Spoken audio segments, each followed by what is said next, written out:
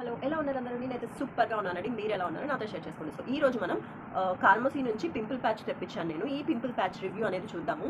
ఇక్కడ చూసుకుంటే నాకు ఇక్కడ ఒక పింపుల్ వచ్చింది కదా! సో, నేను దీని మీద అప్లై చేద్దాం అనుకుంటున్నాను.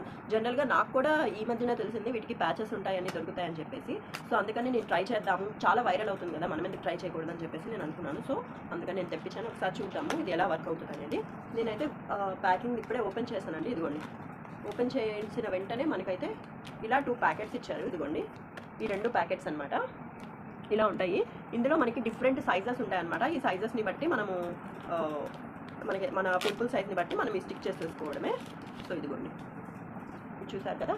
ఇలా డిఫరెంట్ సైజెస్ ఉంటాయి. మన పింపుల్ సైజ్ని బట్టి మనం స్టిక్ చేసుకోవాలి. నాకైతే చిన్న పింపులే ఉంది కాబట్టి నేను ఒకటి తీసి స్టిక్ చేసి చూపిస్తాను మీకు.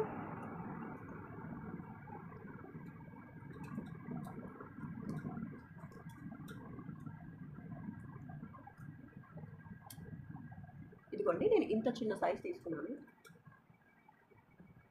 ఇలా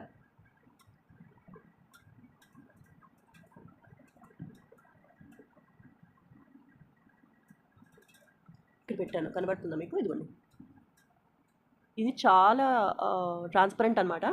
మనము ఈజీగా స్కిన్లో కలిసిపోయింది కలర్లో. అండ్ దీన్ని మనం కనీసం ఒక 12 అవర్స్ అట్లా ఉంచుకోవాలి, 8 to 12 అవర్స్.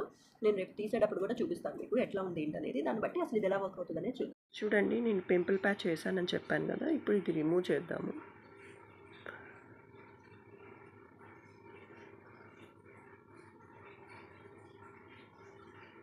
చూడండి, దీంట్లో ఉన్న పస్ కానీ ఇదంతా కూడా బయటికి తీసేస్తుంది అనమాట అది.